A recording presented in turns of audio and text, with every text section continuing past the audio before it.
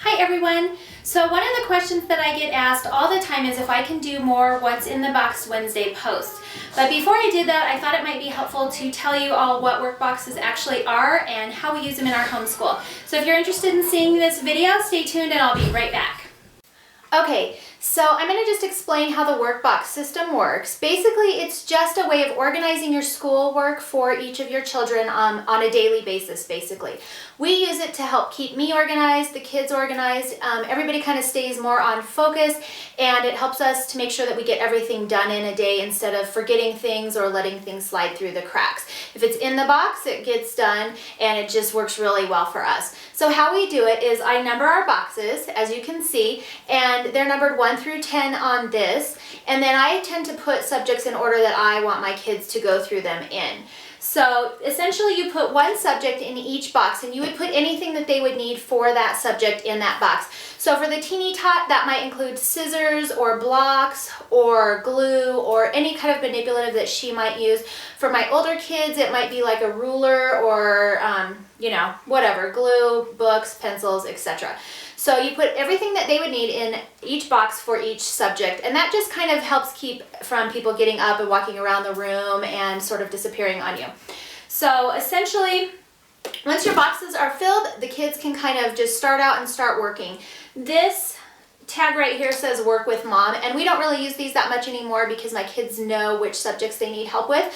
But essentially when they got to that box, they would see that it had a sticker and they would say, hey mom, I'm on box 3 and I need your help, and then I would be able to do a lesson with them or whatever. And then when we were done with that, they could actually move on until they got to another box that had that sticker on it.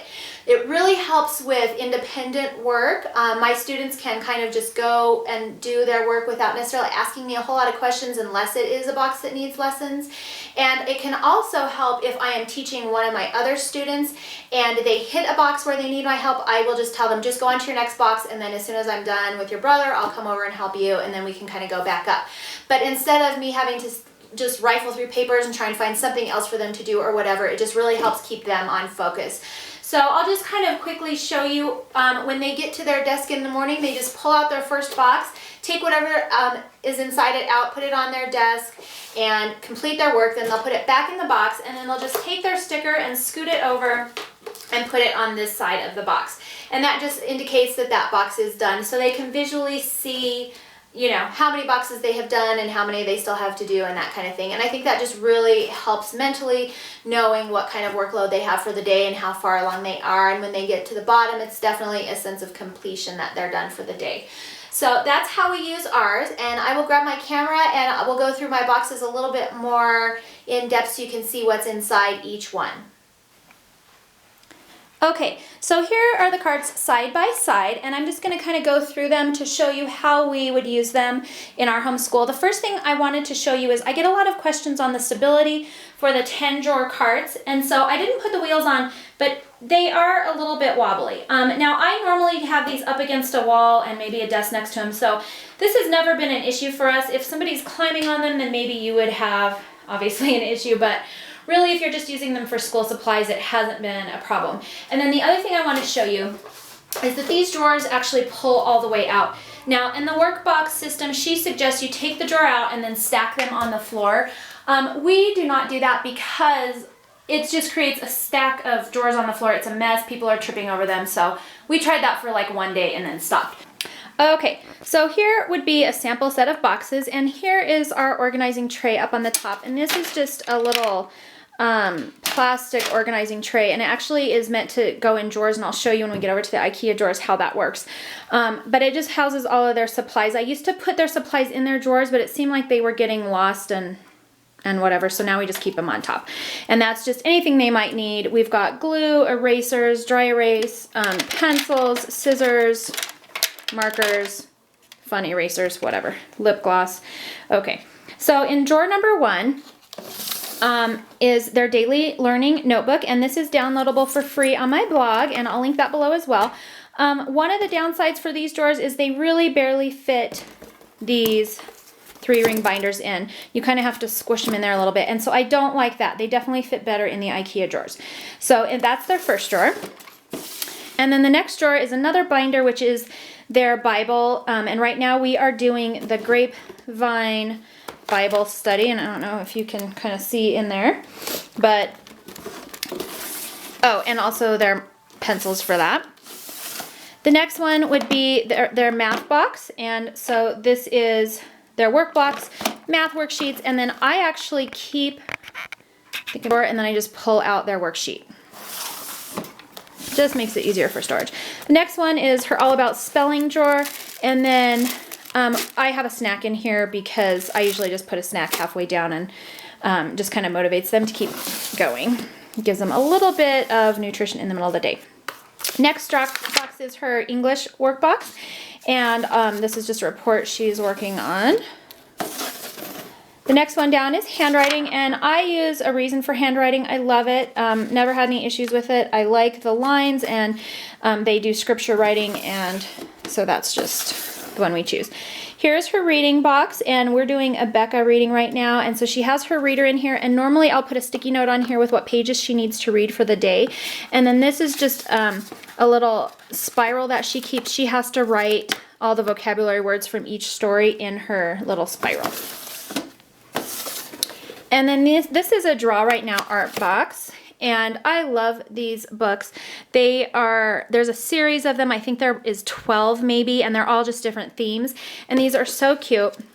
You just can open them up to whatever page you want, and they have a little story and a kind of full color picture, and then they have step-by-step drawing instructions. And so she gets that, and plus just a blank sheet of paper in there for her to pick whatever she wants to draw for the day. And then her next box is our music composers study, which we're going through. That is download on my blog as well, and I will link that too. And then the last one is our Mr. Popper's Penguins Lapbook study, and so that just is in there. And then if there's a new mini book that we're going to add, I'll just stick it in there on top. Okay, so that is all of the work, all 10 of them, and that is the Smart Place 10-drawer rolling cart, and I believe you can get these from, I've heard Sam's Club and Costco. You can also get them from Joann's, and I think Michael's, I'm not sure, maybe Hobby Lobby. These are kind of expensive. They're about $60, but you can get them on sale with a Joann's coupon, or sometimes they'll run sales, and I think they're actually cheaper at places like Sam's and Costco. Okay, our next system is our IKEA drawer unit, and as you can see, it fits nicely under my little tabletop here, so it's definitely a space saver for us. The issue I said before is this one only has 5 drawers, and so I have to double up the drawers, and so I'll kind of show you how we do that. This is Tinkerbell's drawer, and so here is her little tray again, and you can kind of, these are expandable, so you can kind of make them fit any drawer, and they're not very thick. They're only like 1 inch or so thick. So they're great for space saving and for keeping all of her supplies. So she's got all of that there, and then behind that she has her daily learning notebook, and I had to double up in here with her Penguin lap book just for space reasons. So that's in there, and she does that first. And then in her next drawer, in the back is again her Grapevine Bible study with the colored pencils, and then her A Reason for Handwriting.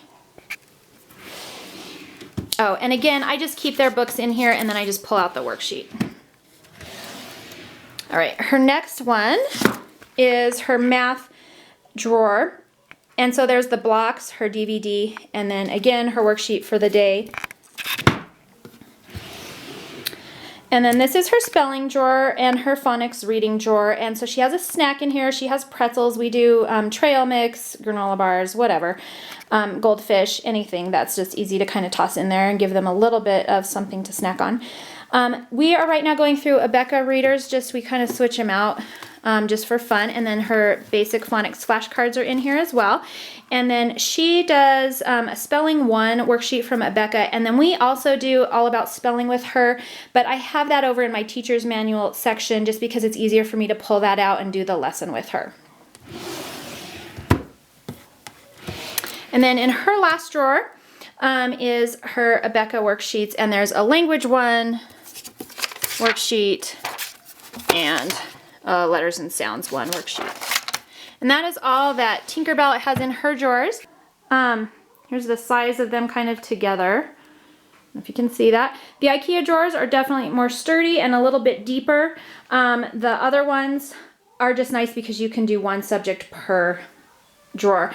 And I have had questions on those because some people say that when you get too much stuff in them, the drawers will fall through the little racks, and I haven't really had that problem.